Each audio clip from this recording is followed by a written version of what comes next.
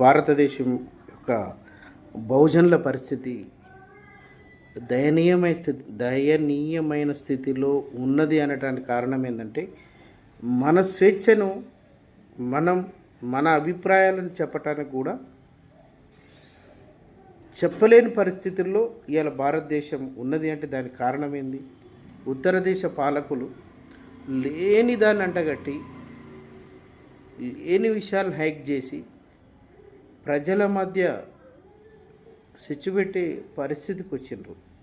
ఆ విషయం దక్షిణ భారతదేశ ప్రజలకు ఎందుకు అర్థం కావట్లేదో నాకు తెలియదు. కానీ దేవుడు గొప్పవాడు, గాడ్ ఈజ్ గ్రేట్.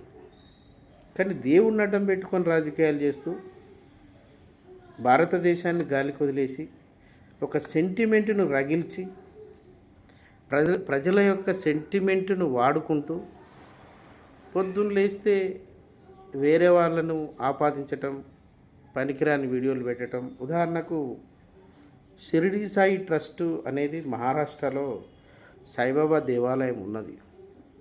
అక్కడ నడిసే గవర్నమెంటు బీజేపీ గవర్నమెంటే. అక్కడ ఉన్న ముఖ్యమంత్రి ఎవరు? బీజేపీ ముఖ్యమంత్రి. మరి దాని మీద ఇక్కడ మనం కొంతమంది ఏం ట్రోల్ చేస్తున్నారంటే షిరిడి సాయిబాబా ట్రస్ట్ డబ్బులన్నీ ముస్లిం వర్గానికే చెందుతున్నాయి అని చెప్పి ట్రోల్ చేస్తున్నారు. దాంట్లో 0% కూడా వాస్తవం లేదు. ఎందుకంటే ఒక ట్రస్ట్ నామ్స్ ఏ విధంగా ఉంటాయి? ఒక ట్రస్ట్ ఏర్పడేటప్పుడు కొన్ని షరతులు ఉంటాయి. ఆ షరతులకు లోబడే ఆ ట్రస్ట్ పనిచేయాలి.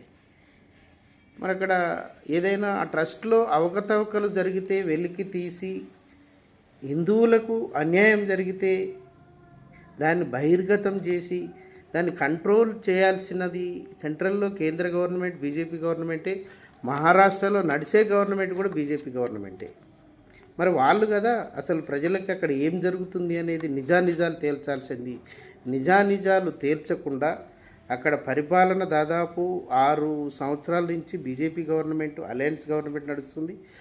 కేంద్రంలో బీజేపీ గవర్నమెంట్ ఉన్నది. లేనిపోని అపోహలు సృష్టించి పనికిరాని వీడియోలతోని మనుషుల యొక్క మనోభావాలు దెబ్బతీసి ఇది మాట్లాడితే మొన్న ఒక చిన్న కామెంట్ చేస్తే ఒక బీజేపీ కార్యకర్త విపరీతమైన ధోరణితో కామెంట్ చేయటం జరిగింది. మనకు కూడా కామెంట్ చేయటం వస్తుంది. కానీ మనం మనుషులం, మనం విఘ్నతతో ఉండాలి, మనం అందరినీ గౌరవించాలి. మన శ్రీరాముడు గొప్పవాడే, మన వెంకటేశ్వర స్వామి గొప్పవాడే. పొద్దున్న లేస్తే మేము పూజించేది కూడా వాళ్ళనే.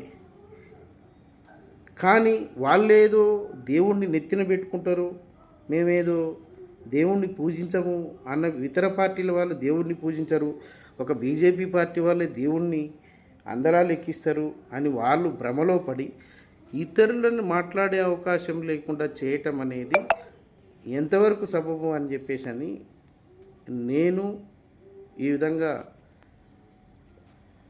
అడగదలుచుకున్నా. ఎందుకు ఈ విషయం మాట్లాడుతున్నానంటే దేవుడు గొప్పవాడు, దేవుడికి ఏదన్నా అన్యాయం జరిగితే దేవుడే చూసుకుంటాడు, మనుషులను నడిపించేది దేవుడే. కానీ ఈ దేవుడు పేరు చెప్పి రాజకీయాలు చేసి లబ్ధి పొంది భారతదేశాన్ని అధమ స్థితికి తీసుకొచ్చి దేశంలో పేదరికం పెరుగుతుంది, నిరుద్యోగం పెరుగుతుంది, ప్రతి ఒక్క ఐటెం రేటు మధ్యతరగతి జనాలకి అందుబాటులో లేకుండా పోతుంది. ఇవన్నిటినీ మరుగున పడేసి మతం అనే మాధ్యమాలలో దేశాన్ని ముంచెత్తి అమాయకుల ప్రాణాలు తీయాలనుకునే ఓ కుహానా మేధావుల్లారా మీరు ఆలోచన చేయండి. మంచి ప్రతి వ్యక్తికి మాట్లాడే హక్కు ఉంది, స్వేచ్ఛ ఉంది, తన భావాలు చెప్పే అవకాశం ఉన్నప్పుడు ఏదైనా తప్పుగా మాట్లాడితే సరి చేసుకోమని చెప్పాలి. కానీ అన్పార్లమెంటరీ లాంగ్వేజ్ వాడటము, విపరీతమైన ధోరణికి పోవటం ఇది ఎంతవరకు కరెక్ట్ అని నేను అడుగుతున్నాను. మీరు అపోహలు సృష్టిస్తున్నారే షిరిడి సాయి, దాని మీద మీ బీజేపీ వాళ్లకు చిత్తశుద్ధి అనేది ఉంటే అక్కడ నడిచేది మీ గవర్నమెంటే, పైన ఉన్నది మీ గవర్నమెంటే. కాబట్టి మీరు జనానికి నిజాలు తెలియాల్సిన బాధ్యత మీ గవర్నమెంట్ మీదనే ఉన్నది. అపోహలు ఎందుకు సృష్టిస్తున్నారు? అపోహలు సృష్టించి 4 ఓట్లు దండుకొని జనాన్ని గాలికి వదిలేసి దైవభక్తి పేరిట మోసం చేస్తున్న ఓ దేశభక్తులారా, ఇప్పటికైనా మేల్కోండి. మాట్లాడిన వాడిని దూషించటం కాదు, ఆలోచన చేయండి. ఆలోచన చేసి అక్కడ ఏదైనా తప్పు జరిగితే ఆ నిజానిజాలు జనానికి తెలవాలి. అపోహలు సృష్టించొద్దు. ఈ అపోహలు సృష్టిస్తే అమాయకులు బలైతారు అనే ఆలోచన చేసుకొని మీరు దేశం అభివృద్ధి పదంలో నడవాలంటే మనం ఏం చేయాలనేది ఆలోచన చేయండి. జై హింద్, జై భారత్.